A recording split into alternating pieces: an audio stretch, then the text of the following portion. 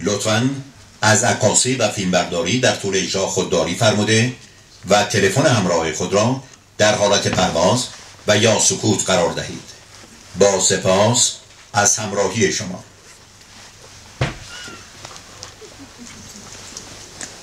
ما آدم‌ها بعد از مرگمون تو خاطره هم دیگه باقی میمونیم. اگه کسی نباشه که بهمون فکر کنه دیگه وجود نداریم. حافظمون، پیوندمون، دلیلمون، احساسمون و حتی عملمونه. بدون اون هیچی نیستیم. عدمیم. فراموشی. باید منتظر فراموشی نهایی بمونیم. فراموشی که کل زندگیمونو پاک میکنه. همونطوری که زندگی آدمای قبل از ما رو پاک کرد. ابتدا و انتهای همه تفاوت و شباهت‌های ما آدم‌ها یه چیزه. مغز آدمی زاد. عضوی که تو سیاره بدنمون یکه و تنهاست. سلولای مغز توانایی بازسازی خودشون رو ندارن. اگه یک کدومشون آسیب ببینه دیگه هیچ چاره‌ای وجود نداره. مغزه که سکان همه هستی رو پیش میبره. معنا و مفهوم بودن تک به تک ما آدم‌ها تو مغز خانمونه که تعبیر میشه.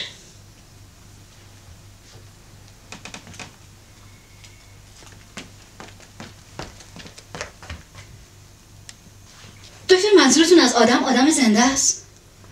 آخه من تو این کلینیک فقط با گیاها و حیوونا کار کردم. تو این 5 سال اخیر که فقط با کرمای خاکی. بله، پروژه تحقیقاتی. دکتر پروژه این بود که میخواستم از 4 تن کرم خاکی 1 دکوگرم مایلین استخراج کنم. بله اونجا هم همه میگفتن که نمیشه. نه دیگه دکتر، نشد. نه دکتر، چیزی هدر نشده. اینطوری من ثابت کردم که نمیشه. یعنی الان همه مطمئن هستن که فرضیه رد شده است. بس به این ترتیب من به درد کار شما نمیخورم. یعنی شما منو استخدام نمیکنی. بله نبض گرفتم. دکتر شوخی میکنین؟ خب من پزشکم، میتونم نبض بگیرم، فشار خون یا هر کاری که لازم باشه. بعد دکتر ردفورد گفت که ما یه دکتری میخوایم که فقط دکتر باشه. گفت ما یه مرکز دولتی هستیم بدون هیچ امکانات پژوهشی، شاید فقط در حد رادیولوژی. گفت بیمارامون بیماریشون لاعلاجه. گفتم اگه اینطوره پس اینجا منتظر چی هستن؟ گفت هیچی. برام گفت عادت میکنی. دکتری که فقط دکتر باشه. من واقعا به کار احتیاج داشتم.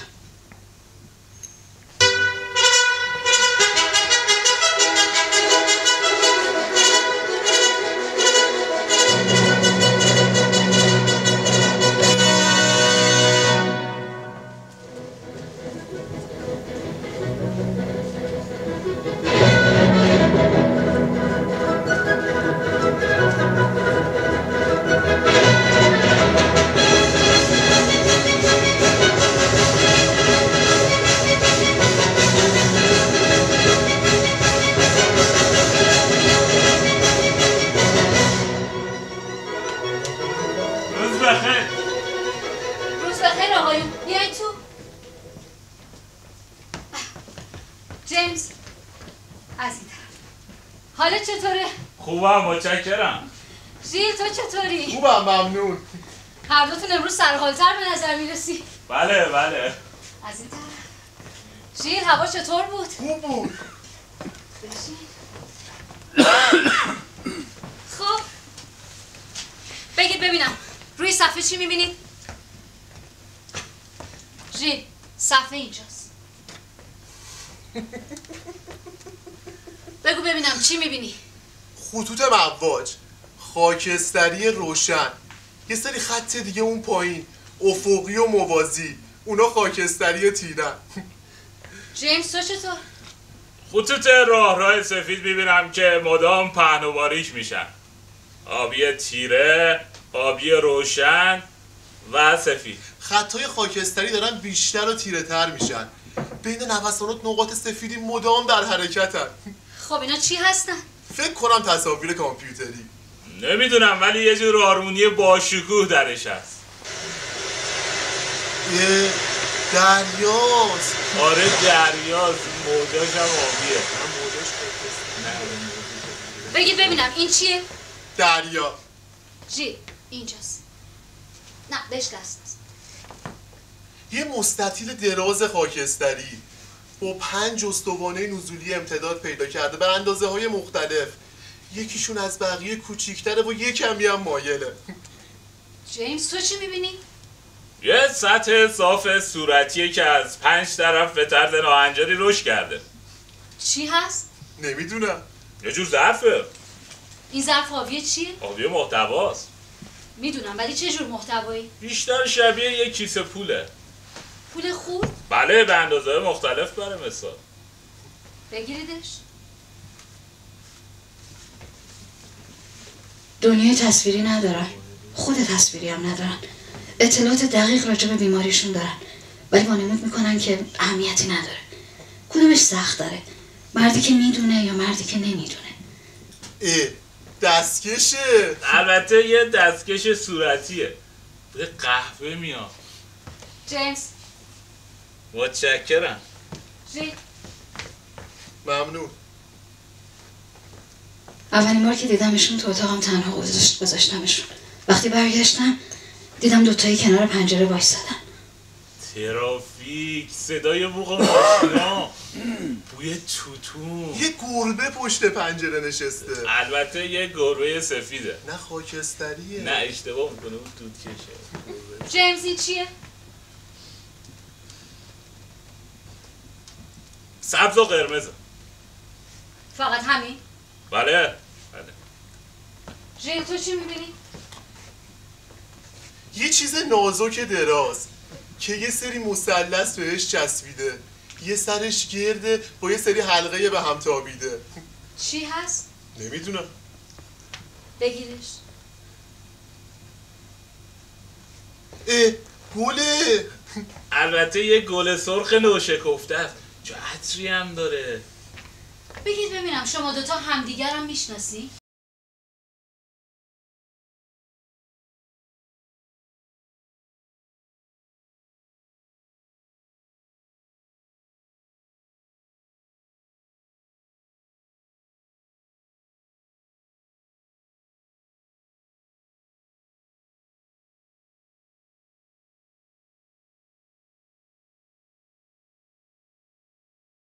نه یه سری خطوط خاکستری درازم بهتون آویزونه.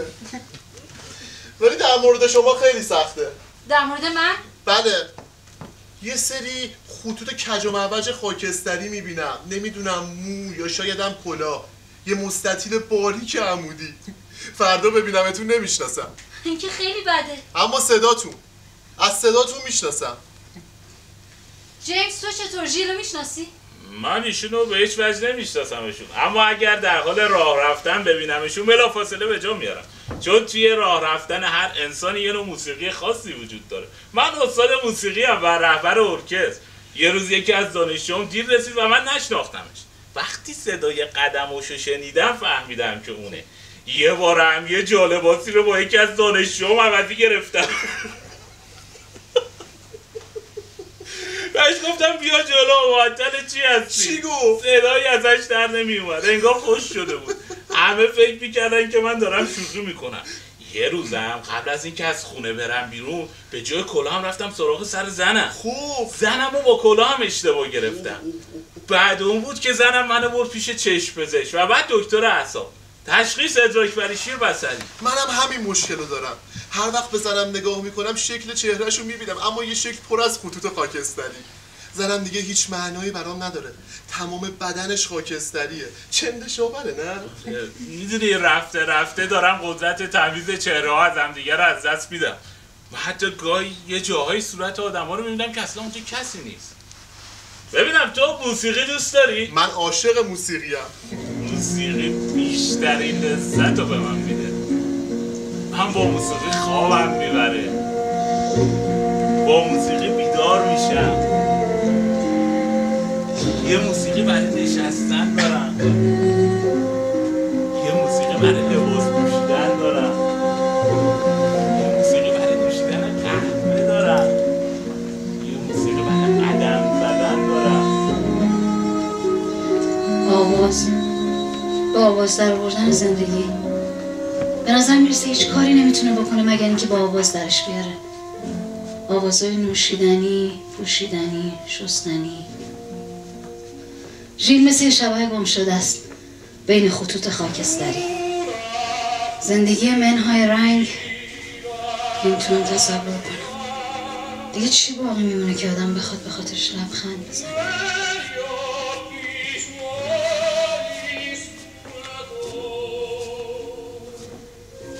عصر بخیر شما. بله. از این موسیقی خوشت میاد؟ بله. بیا بشین. اسم خواننده‌شو میدونی؟ بله. میتونی اسم خواننده‌شو برام بنویسی؟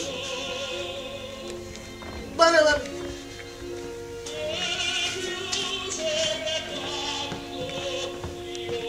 بنویس.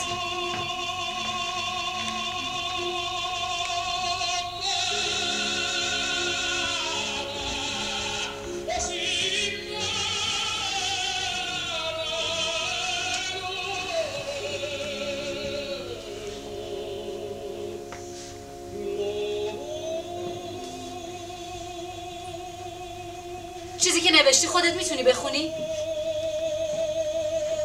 بله. بخونش.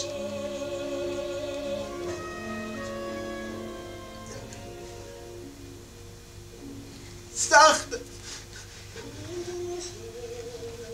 جان تو شکل کلمه ها رو میتونی توی ذهنت تصور کنی؟ بله. شکل حروف ها چطور؟ بله. میتونی بهم نشون بدی که حرف ای چه شکلیه؟ بله.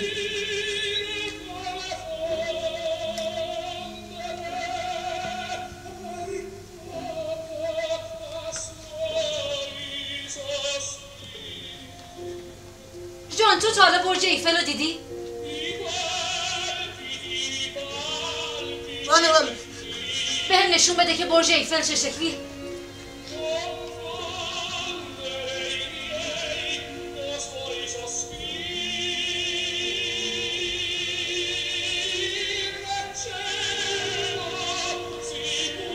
عالیه. تو یه ای بی‌نقص کشیدی. حالا بهم نشون بده که حرف او چه شکلیه. او.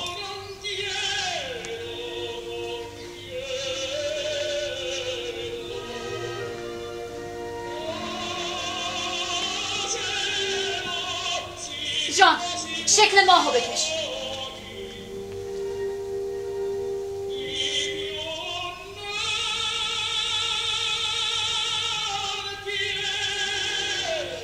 میکنی میتونی. حالا سعی کن که با دهنت شکل او رو نشون بدی. بگو او.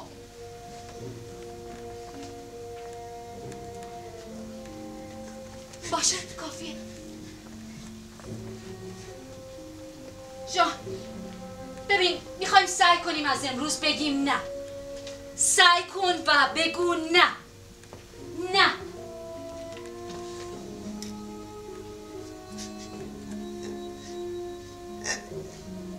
سخته. تو میتونی بگی سخته. پس حتما میتونی بگی نه. سعی کن و بگو نه.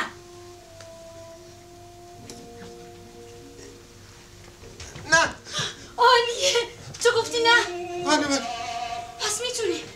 این خیلی خوبه. وقتی تصور میکنی میتونی. این خیلی مهمه.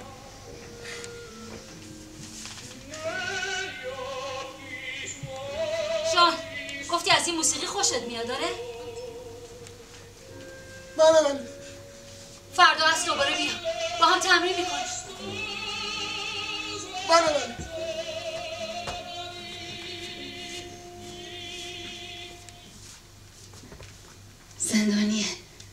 زندانی 2 تا کلمه. گفتن همه احساسات فقط با 2 تا کلمه. چه کابوسی. زندگی ما آدم‌ها چه شکلی بود قبل از اینکه کلمه اختراع بشه؟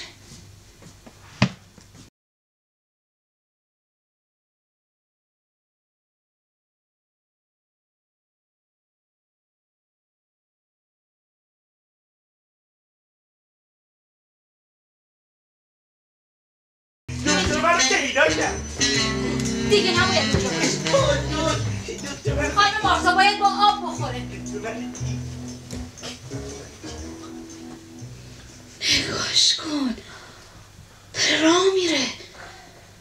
اولین بار که دیدمش مثل یه عروسک پارچه‌ای بود، حتی نمیتونست بشینه. هر 2 ساعت یه بار برش میگردوندن و با محلول طبی میشستنش. من تمام حس بدنم رو از دست دادم. سرم رو میتونم حرکت بدم، ولی از گردن تا کف پام چیزی رو نمیتونم حس کنم. اگه به تنم نگاه نکنم اصلا نمیفهمم که اونجاست. انگار که وجود نداره. دکترها برام توضیح دادن من فلج نیستم، من فقط حسم رو از دست دادم. اوله که رو تخت دراز بودم همش به پوسته های سقف بالا سرم خیره می شدم. آرزو می کردم اون پوسته ها سرک بشن، سقف بریزه رو سرم تا از این وضعیت خلاص بشم. این کله پر فکر ولی بدون بدن به چه درد میخوره؟ بعد از 3 ماه که دیدمش شوکه شدم. مرتب نشسته بود، عین این رقصنده که شست گرفته باشه، مثل یه مجسمه، صورت سنگین با چشمای پر از احساسات. با تمام قوا سعی میکنه که طبیعی باشه، ولی تمام تلاشش ممکنه به یه لحظه بی‌حواسی از بین بره. عاشق تماشا کردنشم وقتی سعی میکنه خودش رو پنجره برسونه. وقتی باد به صورتم میخوره یه لحظه حس میکنم صورت دارم، فقط برای یه لحظه. احساس میکنم از درون خالیم، بدن ندارم.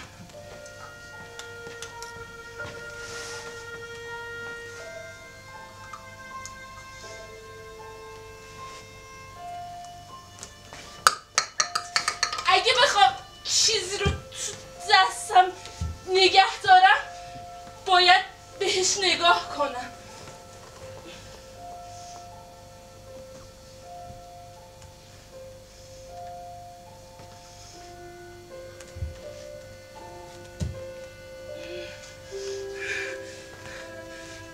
عالیه.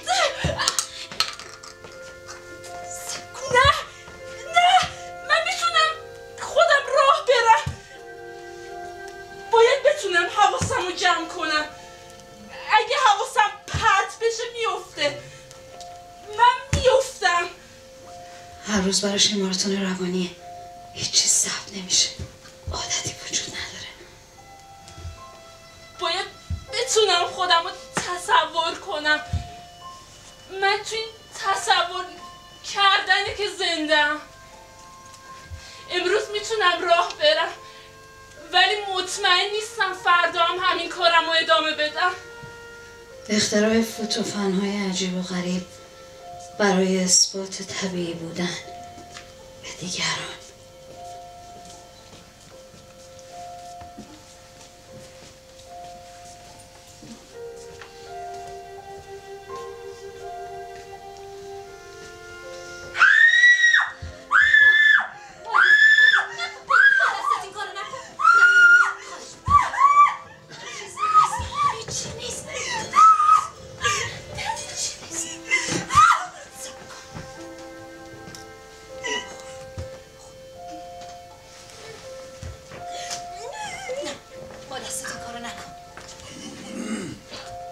بازم از تخت افتادی؟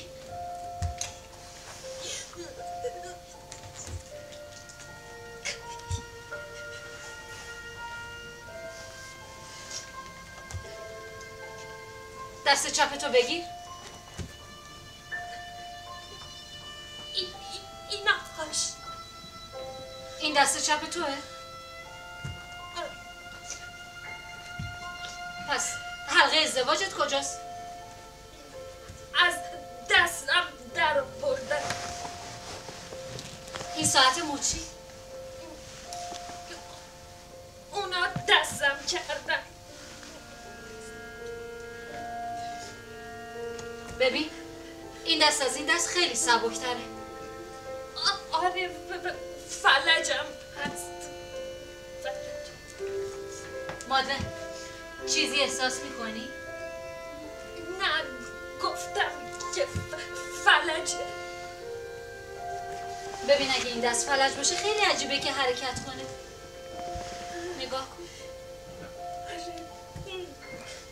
این همین چیزیه که خودم نمیفهمم. اگه این دست بتونه حرکت کنه پس دست من نمیتونه باشه. پس دست تو کجاست؟ ایناش.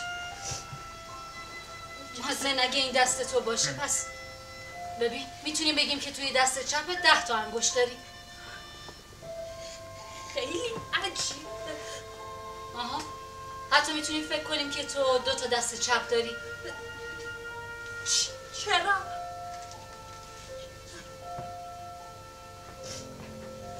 مادر این دست کیه؟ این دست منه. آها و اون یکی؟ این دست مادرمه. چطوری اومده اینجا؟ نمیدونم چند سال پیش توی کریسمس انگار که میخواست با هم شوخی کنه دستشو توی تختم جا گذاشت. از اون شب به بعد دیگه یادش با خودش ببرتش. میبینی؟ این دست از مال من خیلی گرمتره، قوی ترم هست. مادر من رخشوری میکرد.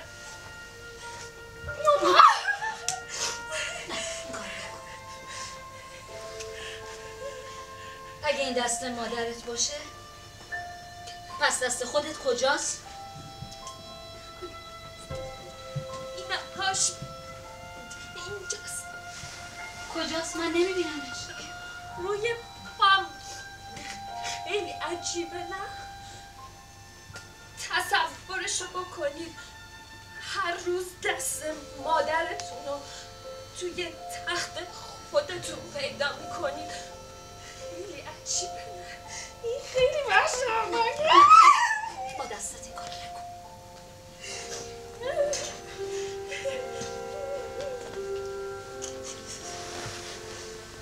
مادر دلم میخواد یه کار جالب تری بکنی. دوست داری خودتو آرایش کنی؟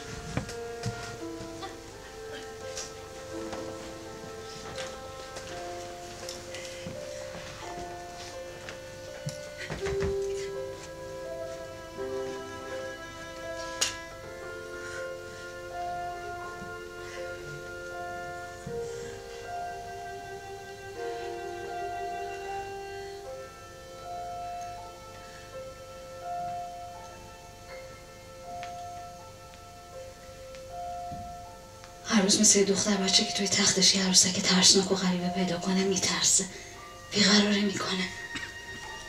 تقریبا تمام تنش زخم کوفتگیه.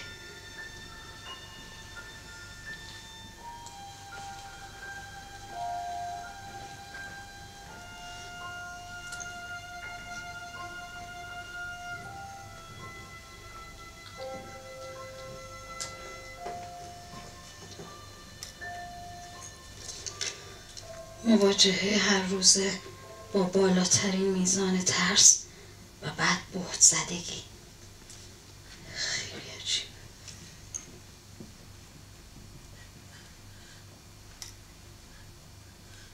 به نظر چیزی کم نیست؟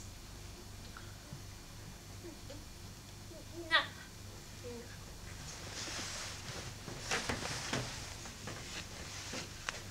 نگاه کن.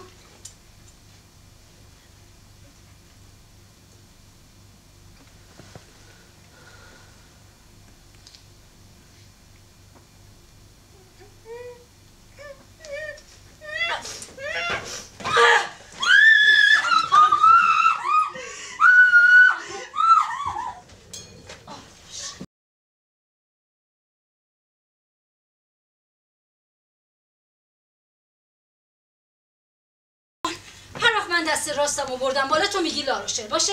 بله لاروشل. لاروشل.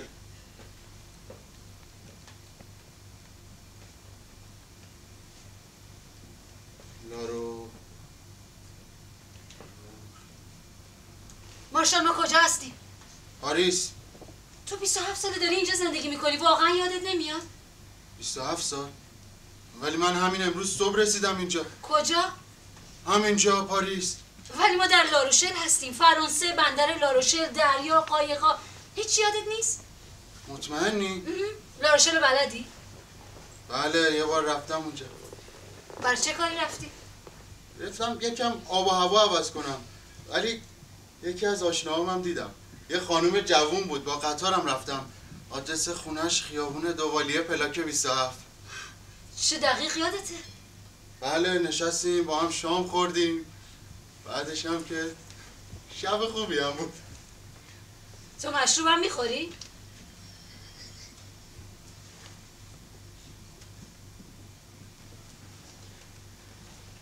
مارشا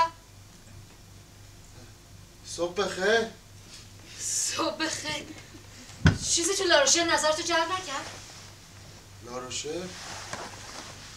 دریا رو ندیدی؟ نه من تا حالا دریا رو ندیدم. باید خیلی قشنگ باشه نه؟ آره. حالا یه کار دیگه میکنیم، من یه جمله میگم، تو اون جمله رو بلافاصله بعد از من تکرار میکنی، باشه؟ بله. دیروز یه خرس رو دیدم که داشت دوچرخه سواری میکرد. خب غلطه. البته چرا؟ بعضی وقتا هم میشه. میدونین یه دونه خرس بود که برنامه داشتن توی کلیسا سیرک. ماشا جمله چی شد؟ جمله که یه خرس بود سوار حیوانات دیگه شده بود توی همین سیرک، بعد به حیوانات دیگه. من گفتم که شما گفتین یه خرس رو دیدین که داشت دوچرخه سواری میکرد. بله خب طبیعیه. خرس. ماشا بلافاصله بعد از من تکرار کن. دیروز یه خرس رو دیدم که داشت دوچرخه سواری میکرد. دیروز یه خرس رو دیدم که داشت دوچرخه سواری میکرد. دوباره. دیروز یه خرس رو دیدم که داشت دوچرخه سواری میکرد. دوباره.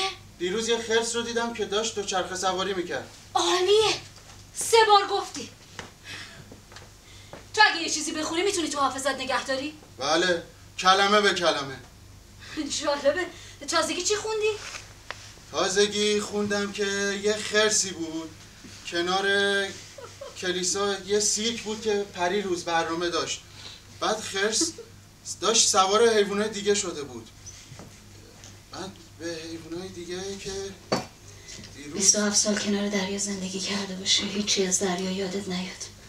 خاطراتی که ظرف 1 دقیقه یا کمتر فراموش می شود. انگار یه دیوار از فراموشی اونو از اطرافش جدا کرده. مردی که 27 سال از زندگیشو یادش نمیاد چه تصوری از دنیا میتونه داشته باشه؟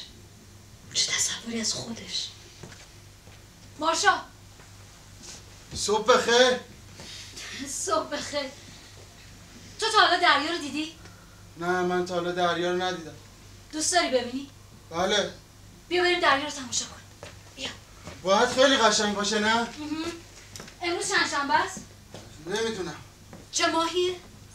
نمیدونم. چه سالیه؟ 1963.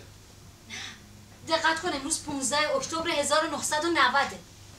مطمئنی؟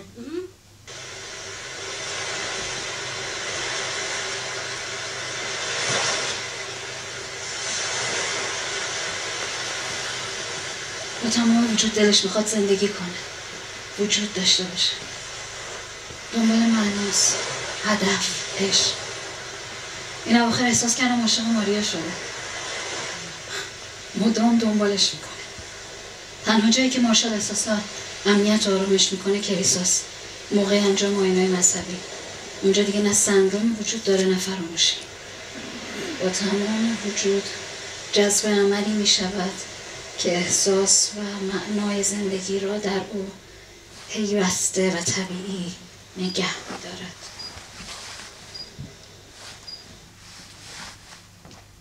مارشال تو چند سالته؟ 23 سال.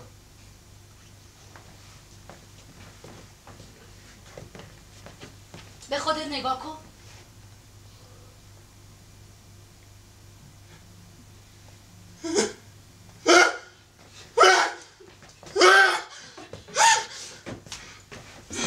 صبر کن مارشا. صبح بخیر. صبح بخیر. دریا چطور بود؟ من تا حالا دریا رو ندیدم. باید خیلی قشنگ باشه نه؟ آره.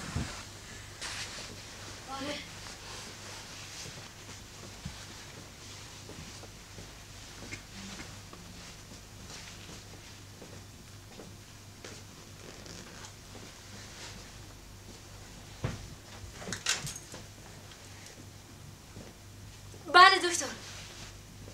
بله من قوانین رو میدونم. باور کنین که نمیخوام کار تحقیقاتی بکنم.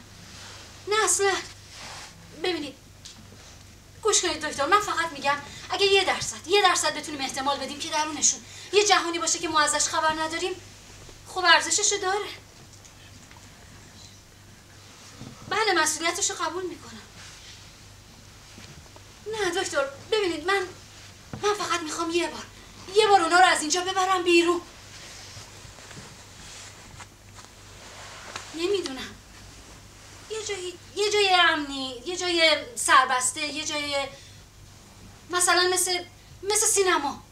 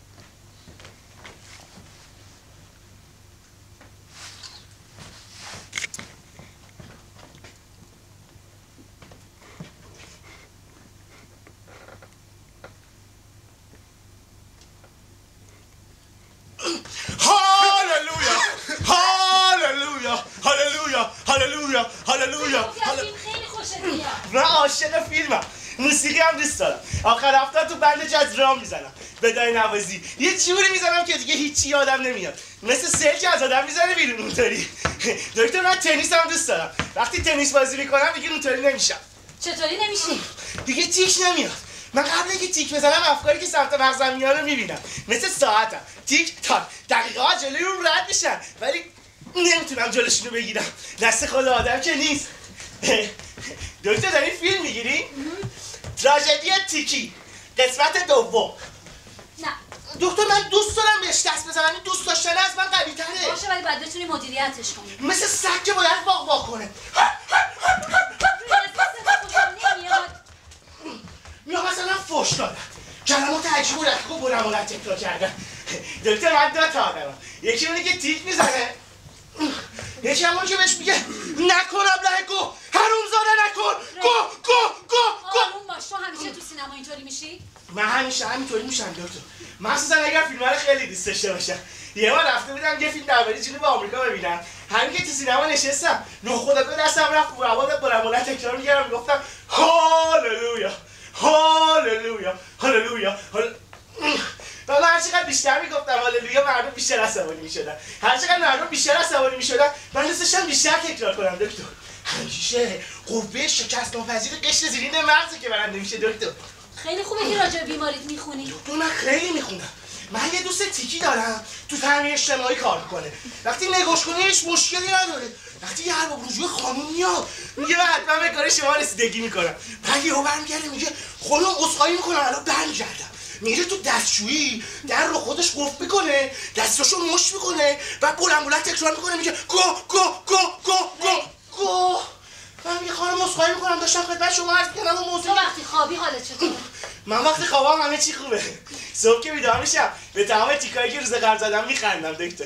چطوری میشه تو رو تو اون حالت نگه داشت؟ نه دیگه بعد شما بگین. میدونین چرا به ما میگن طوره؟ نه من نمیدونم ولی تو که میخونی حتما میدونی بگو. من میدونم دکتر. قدیما تو پاریس یه دکتری بوده به نام ژورژ ژیل دلاتوره.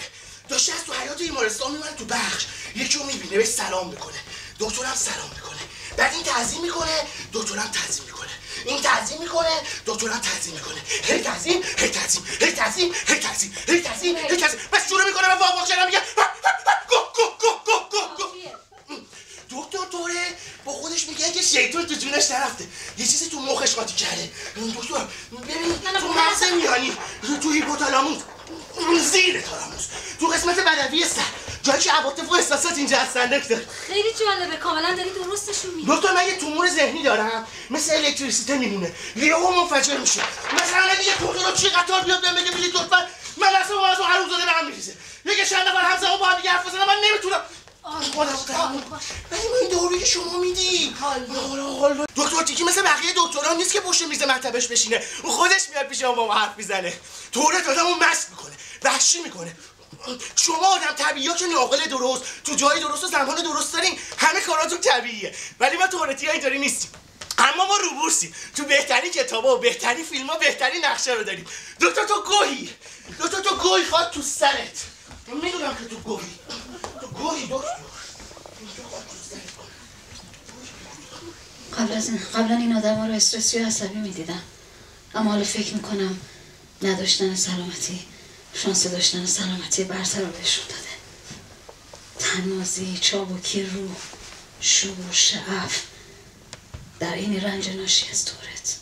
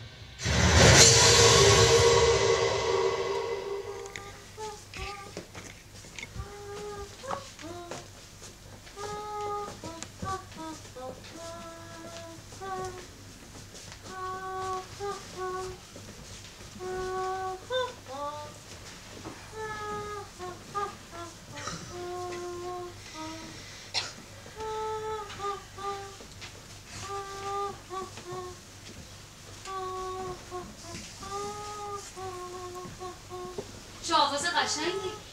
پس بیداری؟ دارم خواب میبینم ولی بیدارم. خواب میبینی ولی بیداری؟ چه خوابی میبینی؟ خواب میبینم که تو خونه رو تختم آروم دراز کشیدم و هدفون تو گوشم. قبل خواب داشتم به این موسیقی گوش میکردم. اون پنجره‌ام باز بود و ماه توش پیدا بود. خوابم، نگران هیچ چیزم نیستم. چون اینجا آدماش همشون تو خواب منن. ولی من و تو هر روز داریم همدیگه رو میبینیم. لیلیان، من امروز صبح دیدمت که داشتی با دوستات صبحونه میخوردی، الانم که داری آواز میخونی. پس تو بیداری؟ نه دکتر، من یه جایی دارم بر خودم. اما خب اینجا هم هستم تو بیمارستان. بین خونه و بیمارستان شبه. همه چی تو شب بین خونه و بیمارستان اتفاق میفته. الان من از شب اومدم بیرون. شما دوست دارید فکر کنید من بیدارم ولی من تو خوابم. چون خیلی وقتم از خواب بیمارستان میبینم پس عجیب نیست. اشکالی هم نداره. تو میدونی تصادف کردی؟ بله دکتر. بیا اینجا. بیا نگاه کن. این عکس مغز توه. اون تیکه اون بالا آسیب دیده. نظر چیه؟ اونجا؟ خب واضحه دکتر. من خیلی وقته که دارم خواب بیمارستان میبینم پس یه دلیلی باید داشته باشه. اونم دلیلشه تو خواب. ولی اینجوری نمیتونی از همه حافظت استفاده کنی. حافظه؟ تو خواب که آدم نگران حافظش نیست.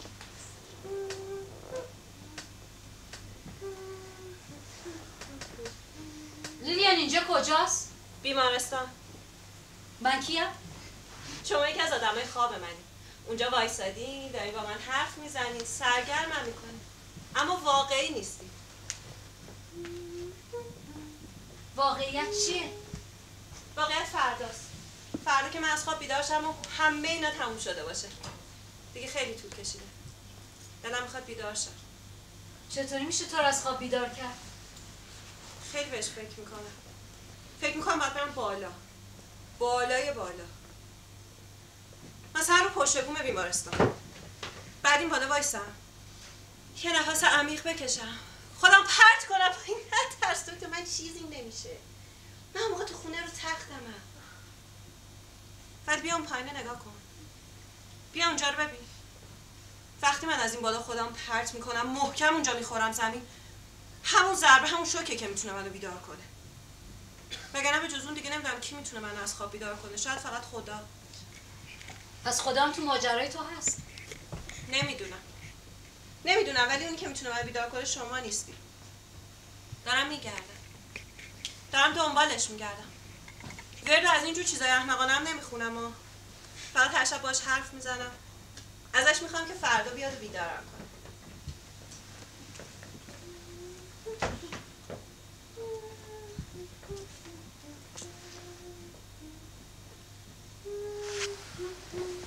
انکار واقعیت. انگار یه جایی یه وقتی پشت واقعیت دیروز جا مونده باشی. لیمو تو اونجا چیکار خان ببار چی نکنه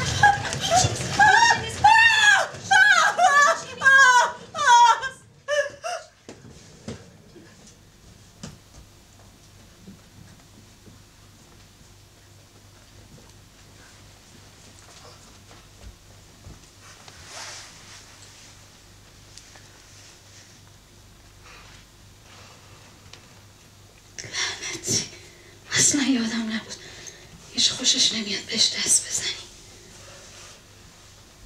اینجور موقع فقط میشه با طراحی آرومش کرد. ذهنش مثل یه دستگاه کپی عمل میکنه. تمام جزئیات تصویر رو با دقت ثبت میکنه. گاهی وقتا یه چیزایی به تصویر اضافه میکنه که به خودم میگم اینا نشونه چیه.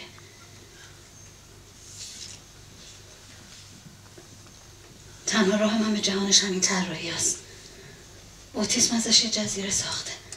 جزیره بودن، تکماندگی، این لزوما مرگه. مطمئنم که نیست. آنا امروزت چطور بود؟ 8 تا 45 دقیقه و 5 ثانیه بیدار شدم. 18 ثانیه نشستم رو تخت، 17 ثانیه رفتم دستشویی. 30 ثانیه صورتمو شستم. 2 دقیقه مسواک زدم، 1 دقیقه صورتمو خشک کردم. 30 ثانیه پرتقال ریختم تو لیوانم. 3 تا لقمه نون پنیر گردو خوردم. و تو 12 سالمه 12 تا هم کشمش خوردم. تو هم کشمش میخوری؟ چند تا میخوری؟ منم میخورم. من 165 تا میخورم. 165 سالته. بعدش چیکار کردی؟ بعد 50 ثانیه طول کسی لیوانو بزنم رو میز. خانم مارتا اومد تو اتاق، در اتاق باز کرد، هش خدام طرف سینه با یه حرکت برداشت، یه دونه قوطی کبریت خودکار تو دستش بود، 3 قدم طرف در قوطی کبریت خودکار افتاد. 57 تا چوب جدید ریخت بزن. 57 تا تو چطوری شمردی؟ من نشدم، دیدم ریخت رو زمین.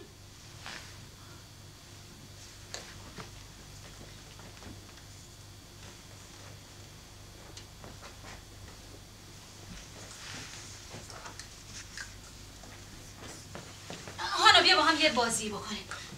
اینجا رو نگاه کن. من 2 تا مکعب قرمز دارم با یه دایره کوچیک زرد. این دایره کوچیک زرد رو بدون اینکه اون آقا ببینه یواشکی منو تو اینجا قایم میکنیم.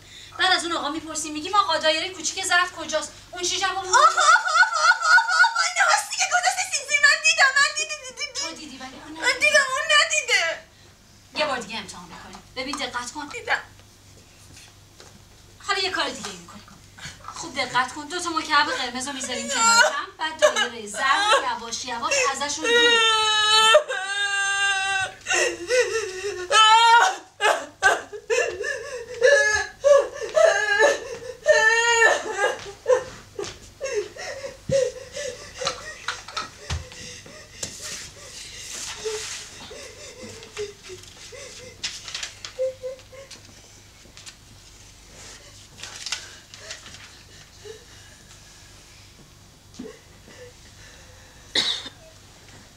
شب بخیر. شب بخیر. اون کبریت رو روشن نکن. چشم. حالت چطوره؟ خوبم. اون کبریت رو روشن نکن. چشم. بیا بشین.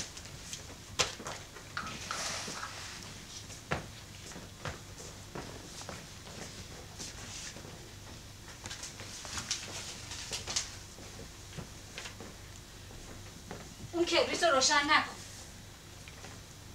چشم. بده به من. ماریا ما کجا هستیم؟ تو بیمارستان. چرا؟ تصادف کردم. من دیروز رو معاینه کردم. بله یه خود تو گوشم ورور کردی بعدم رفتی، الان خیلی بهترم.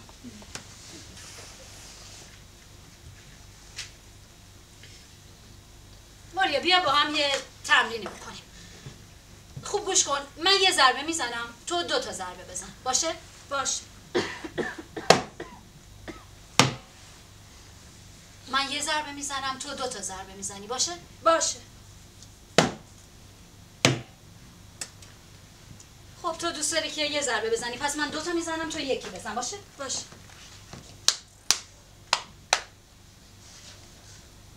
من 2 تا میزنم، تو 1 میزنی.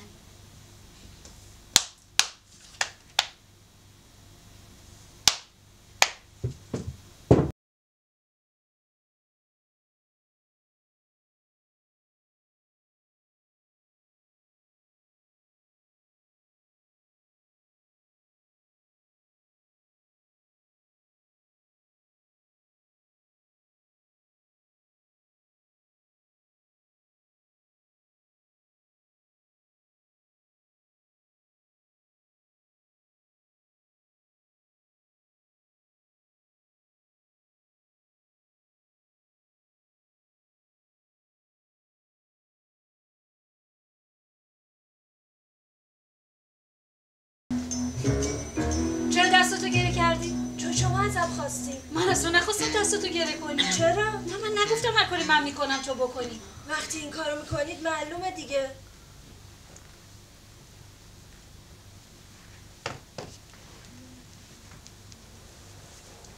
ماریا یادمه که بهم گفته بودی که توی مؤسسه مذهبی درس میدادی، درسته؟ بله.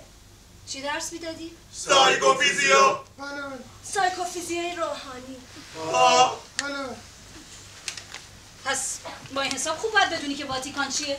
واتیکان بله. واتیکان چیه؟ در اصل یه نوع اثبات شفاهیه به طور کلی آفریقای بومی. به زبون ساده تر بخوام بگم، پاپ ژان 22 هم اونجا زندگی میکنه و در کنارش بقیه پاپا. ژان 22، ژان 23، ژان 24، ژان 25، ژان 26، کافی. و فرشتگان مقرب.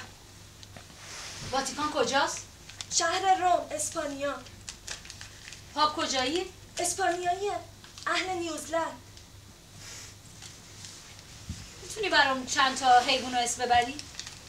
میمون، فیل، بوفالو بیل، پامو قلقلک بده، پشت ماتر، استخون گونه، زرافه، بوفالو، بیه بوفالو، 2 بوفالو، 3 بوفالو، 4 بوفالو، 5 بوفالو، 6 بوفالو، 7 بوفالو، 8 بوفالو. این چیه؟ یه آمبولانس رازآلود. و این یکی؟ یه آمبولانس رازآلود برعکس.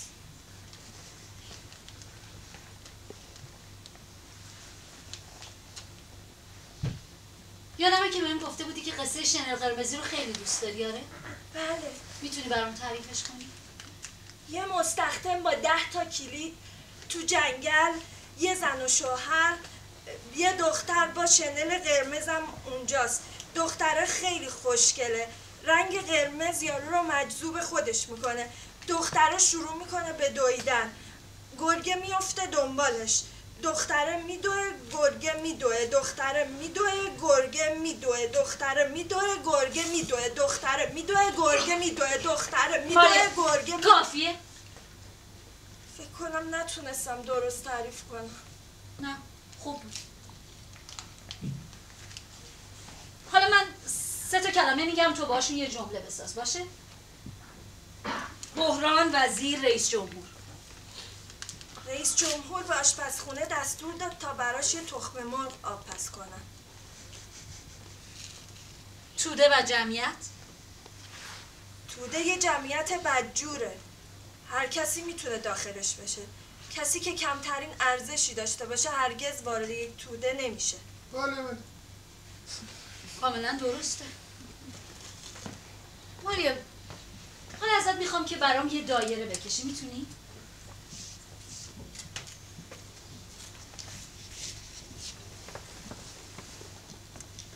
آسیب شدید به لوب پیشانی، عدم توانایی در تمرکز بر روی یک موضوع واحد، از یک لابیرنت ذهنی به لابیرنت بعدی. به نظر میرسه کلمه ها براش معنیشون از دست دادن. خیلی دوست دارم بدونم وقتی باش حرف میزنم میدونه که با کی حرف میزنه، چی میگه و چرا.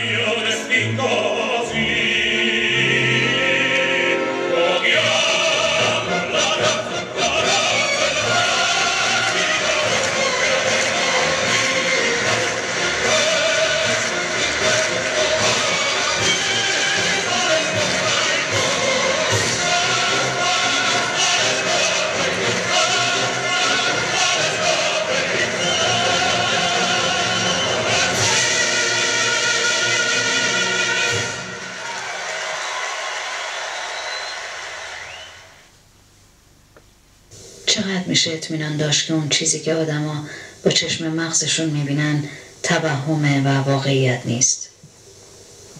کی میتونه بگه که واقعیت چی هست؟ چقدر چیزی که من میبینم از اون چیزی که تو نگاه اوناست واقعی تره یا زیباتر؟ شاید این چیزی که من میبینم خوابه، بیداری جهان اوناست. گاهی با خودم فکر میکنم که ما عمر توی محدوده مشخص ذهنی قدم میزنیم و هیچ وقت نمیفهمیم که اون بیرون از مرز ذهن ما دقیقاً چه شکلیه.